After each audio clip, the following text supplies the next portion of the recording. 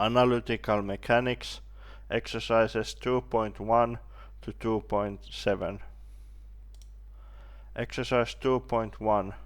Find the velocity x dot and the position x as functions of the time t for a particle of mass m, which starts from rest at x equals 0 and t equals 0, subject to the following force functions. And then we have a, b, and c, where f0 and c are positive constants. Solution.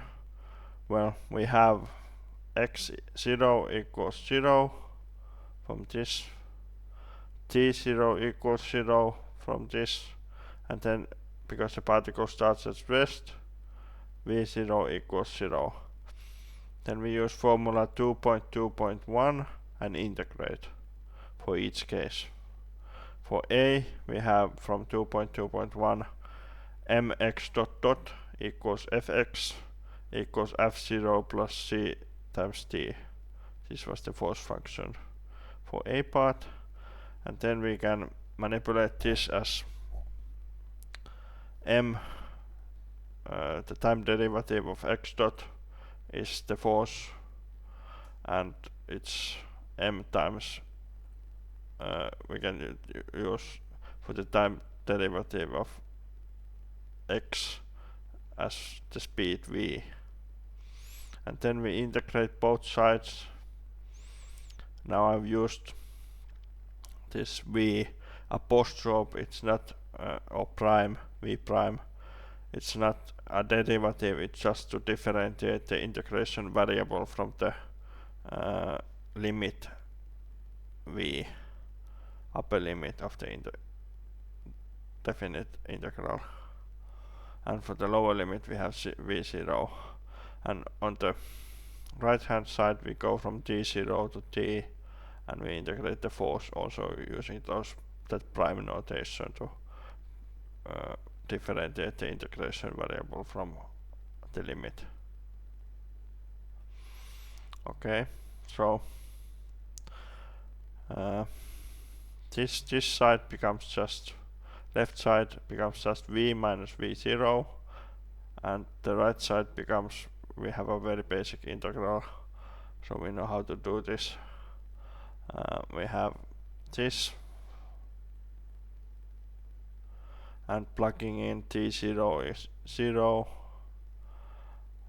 this one becomes 0 and this one becomes 0, and we are left with this, and also v0 was 0, we are left with this. And I think it's also pertinent to ask, when is this result valid? And I suppose since we integrate from t0 is 0 to t, I think it's valid when t is greater than or equal to t0, which is 0. So our solution is at least valid when t is greater than or equal to 0. And that was for the x dot, the velocity. And then the position we get by integrating again this velocity, and we integrate. Actually, when we think carefully, I think it's kind of a little strange to call it velocities, as velocity is a vector and this is not a vector, but it does have sometimes like plus or minus signs that kind of differentiate or at least give us a clue as to what its direction is.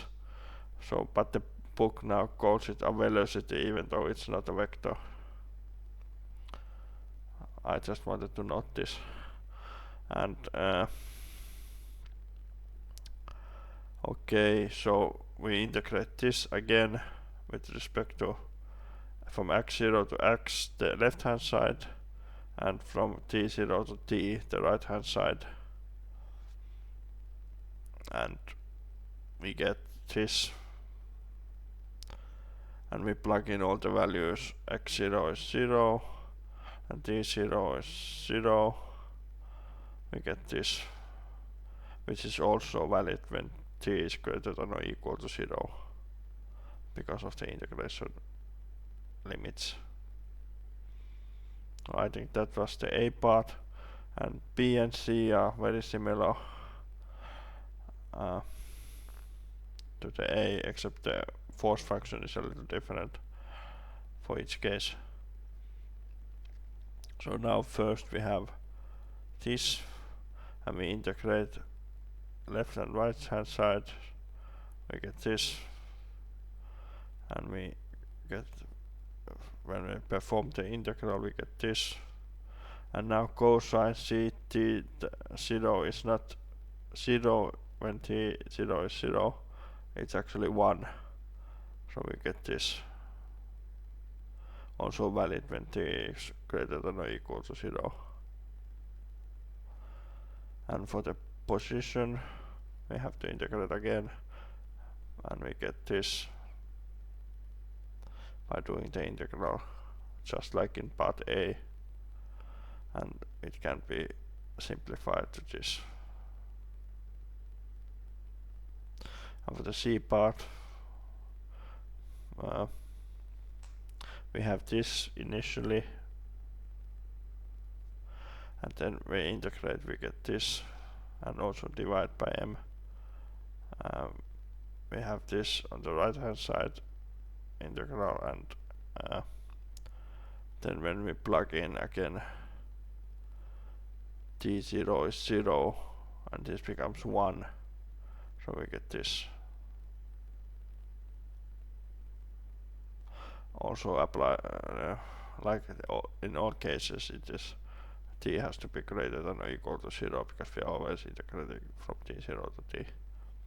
And again integrating this, we get this. And plugging in all the values, we finally get this.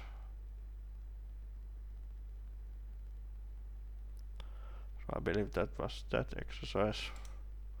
Exercise 2.2, find the velocity x dot as a function of the displacement x for a particle of mass m, which starts from rest at x equals 0 subject to the following force functions. Then again we have a, b and c, where f0 and c are positive constants. Solution, well, now we have x0 is 0, it starts from rest, so v0 is 0, and we can use formulas 2.3.1 and 2.3.2 and integrate. For each case we also have to find out when the solution is valid. It was kind of trivial in the last case, but now it's not so necessarily so trivial, because we have square roots in pretty much all the cases. And okay, we use these two formulas to get the equation. This is rectilinear motion, so it's motion in one dimension. We get this kind of with the chain rule in the book. It was presented also. So we have this equation.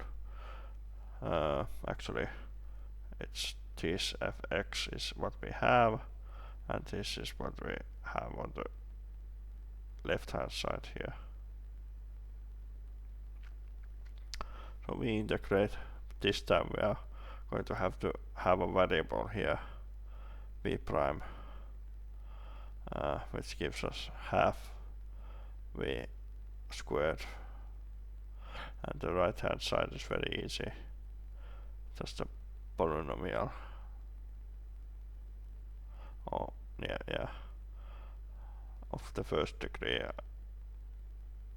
We get this, integrating it, and we plug in x0 is 0 and v0 is 0, and we get, and then we multiply by 2 and take a square root. We get plus minus this, plus minus this. And now we search for the validity of the solution by noticing that this is a square root, so this function that is under the square root has to be greater than or equal to 0.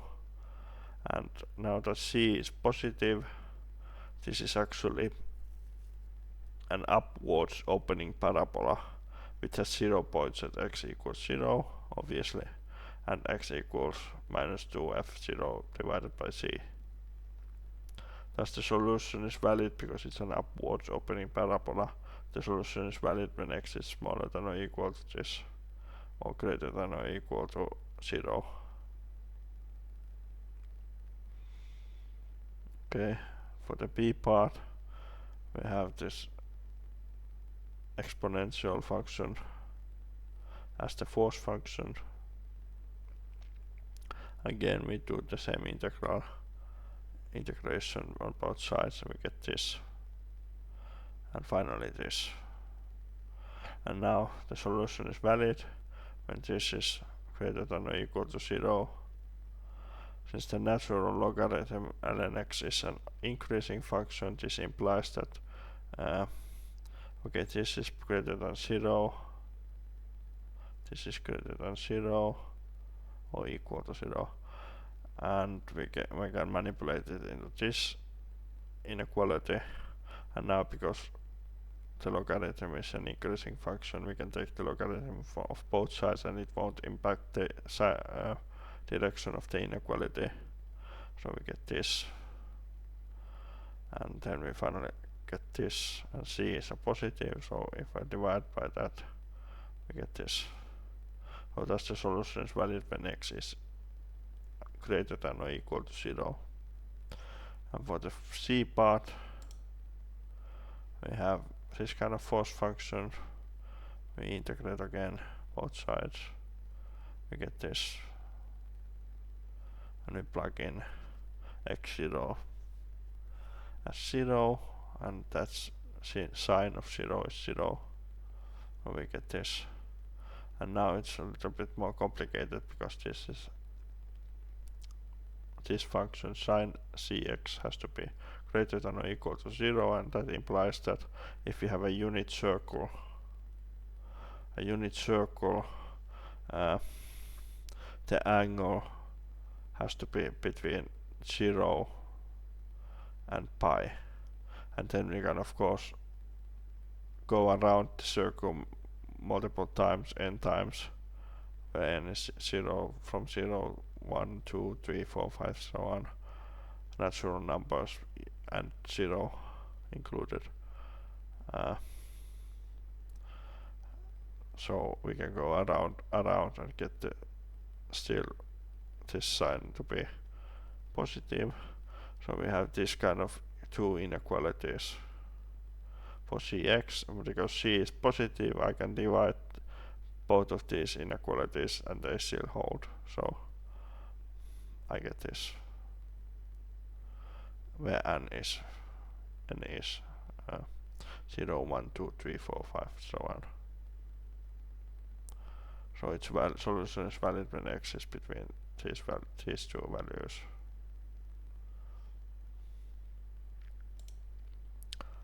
Exercise 2.3. Find the potential energy function Vx for each of the forces in exercise 2.2.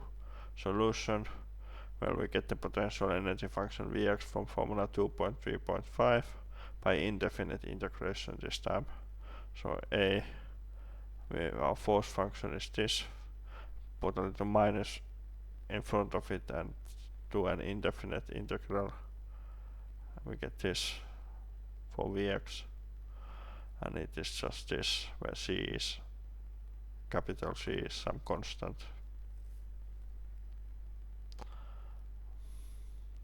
And for the B part, same thing, we get this, capital C is again a constant, and for the C part, this,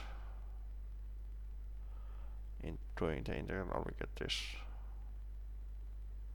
where capital C is a constant. So I believe that was that. Exercise 2.4.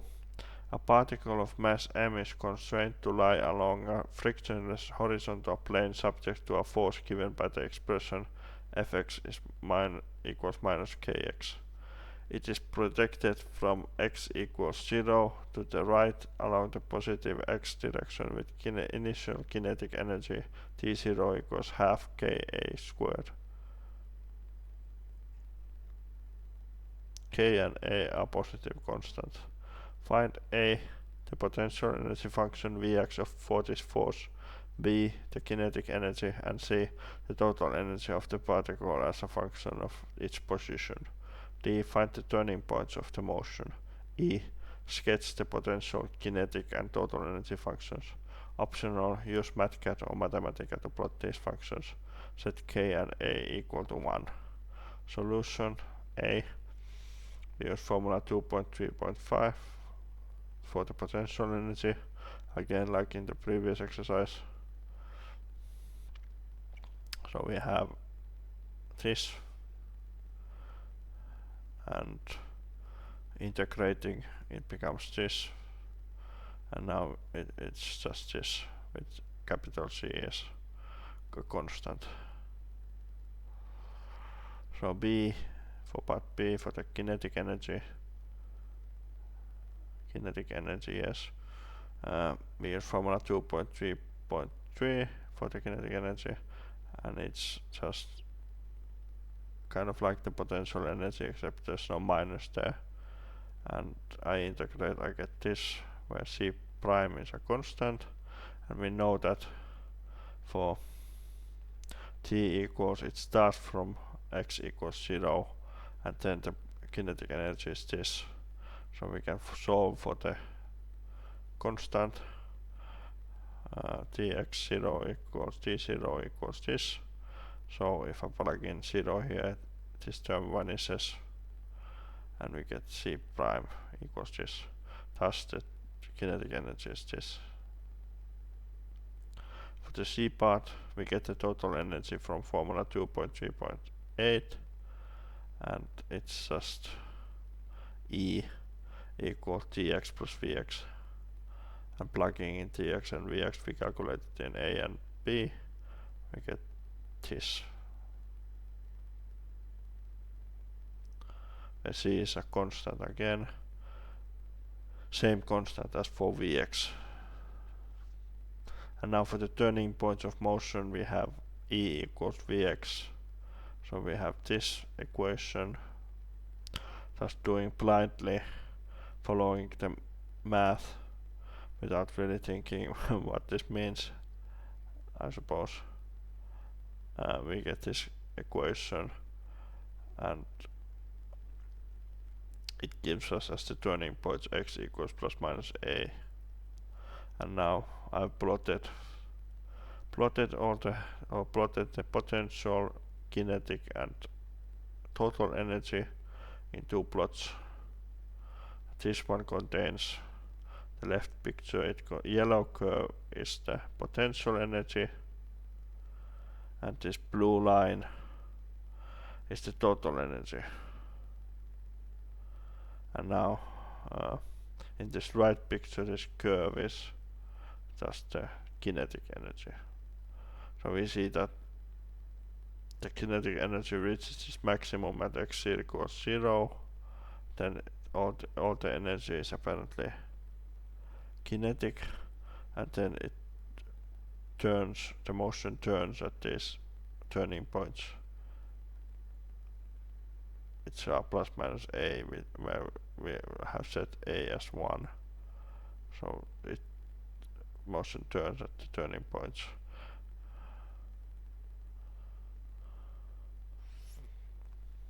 Okay, next exercise 2.5. As in the exercise above, the particle is projected from to the right with initial kinetic energy T0, but subject to a force Fx minus kx plus kx to the power of 3 divided by a squared, where k and a are positive constants. Find A, the potential energy function Vx for this force, V, the kinetic energy, and C, the total energy of the particle as a function of its position. D, find the turning points of the motion and the condition the condition the total energy of the particle must satisfy if its motion is to exhibit turning points. A, sketch the potential, kinetic, and total energy functions. Optional, use MATCAD or Mathematica to plot these functions. Set k and a equal to 1. Solution A, as in the previous exercise, we use formula 2.3.5 for the potential energy, we get the integral is just another polynomial, and we know how to integrate those. We get this, and now I've set this. If I put x equals 0, I get the c, so c is v0, and we can put it like the t0, we can put it v0, and it's a constant. For b, we use formula 2.3.3 for the kinetic energy, and integrating we get this. And now I believe we know that this c prime is t0 actually, because these terms vanish when we put x as 0. But if we set it as half ka squared, the t0, like it was in previous exercise, then we get c prime to be this, which gives us this as the kinetic energy. Now if we use this and this, we can calculate in C the total energy from formula 2.3.8. It is E equals dx plus Vx, and we get this. Where this V0 is again the same constant as was for Vx. And now we run into trouble with our mathematics for the D part, I believe. Because for this, if I set V0 as 0, for example, there won't be a turning point, because there's no solution, real solution to E equals Vx. So if you just are mathematically inclined and blindly follow the mathematics here, it won't give us a very satisfactory answer. So we have to kind of, I suppose, think a little bit like a physicist. So instead of setting this E equals Vx and using this V and E, I'm actually going to let E vary and ensure that the turning point exists. It has to be equal, less than or equal to Vx at some point x. So this inequality gives us this, and we have a fourth order polynomial here, and it has to be less than or equal to 0. And when is the polynomial 0? We use the quadratic formula, because these are conveniently such that we can use it. Conveniently the arguments are such that we can use it, and we get from the quadratic formula this for x squared, and it turns out to be this, simplifying. And now for x to be real, we have to have this, what is under the square root. It has to be non-negative, so it's greater than or equal to 0, which gives us that E is less than or equal to 1/4 of k and a squared, and here we got 1/2, so this is too high for in the C part. C part is too high, so what happens is that the motion will perpetually, if E is half of this ka squared and V0 is 0 assumed, then the motion will go perpetually towards the right. There won't be a turning point. But if we set this E to be this value, we get turning points, because this goes to 0, and we have x squared is a squared, and we get plus minus a as turning points. So for there to exist turning points E has to be equal or smaller than this. Now I've plotted some kind of plot for the E part with Mathematica. Here we have the blue curve is the potential. So I don't think there's anything strange about that. I have put V0 is 0, so it reaches 0 at point 0. But this energy is not half Ka squared, it's 1/4 of Ka squared. As we can see, 0.25. So the turning points are here, -1 and +1. And the kinetic energy is now also drawn in this picture. It's the yellow curve, but if I use the one I got from B, it won't be like this. So what I've done here is, or at least it will be this shape, but it won't be in this position in the coordinate axis, with respect to the coordinate axis. So what I've done here is I've set E as 1/4 and then taken the potential as it is, and then I've recalculated the kinetic energy from those values, because we know what E is Tx plus Vx, we can calculate Tx. So that's what I believe I've done here. So we see that in this picture or plot. I used online Mathematica to do these plots. We see that the turning points are -1 and 1, and when we are at the turning point, the kinetic energy turns to 0, so it makes kind of sense. And then we go back, and the kinetic energy increases, and when the potential energy reaches 0, the kinetic energy reaches maximum. So I guess this plot kind of makes sense. Okay, I don't think I have anything else to say about this exercise. Exercise 2.6. A particle of mass m moves along a frictionless horizontal plane with a speed given by Vx equals alpha divided by x, where x is its distance from the origin and alpha is a positive constant. Find the force Fx to which the particle is subject. Solution. Well, I use formulas 2.3.1 and 2.3.2 to get Fx equals mx dot dot, and that can be written as this, and then I just derivate once with respect to x, this Vx, to get this, which simplifies to this. So I think that was about that. And then exercise 2.7. A block of mass m has a string of mass little m attached to it.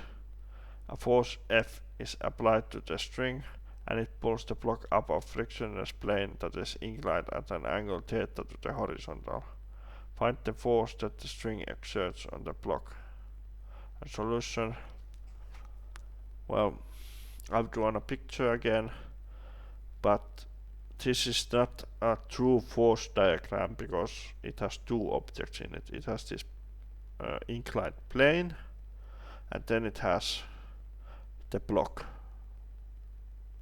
So a true force diagram of the block wouldn't have this plane in it. So we should erase this plane if we wanted a true force diagram or free body diagram.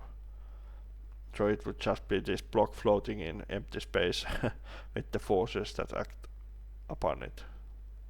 So that's a force diagram, and well, I'm going to personally, I'm not a big fan of these force diagrams because I'm very bad at drawing them, and I don't think there's any real kind of mathematical way to derive these force diagrams. You just have to draw them and practice a lot by drawing them. And now this is an easy case. We just have a block and an inclined plane. But think about it when there are pulleys and there are levers and there are pendulums and there are all and inclined planes and they are all moving and God knows what. So if you don't know how to draw, if you don't separate them, each object, and draw a force diagram for each object where only the one object is present, you will get very confused as to where all the forces are going. So I guess this exercise, I suppose, is about refreshing one's memory how to draw force diagrams in a very easy case now.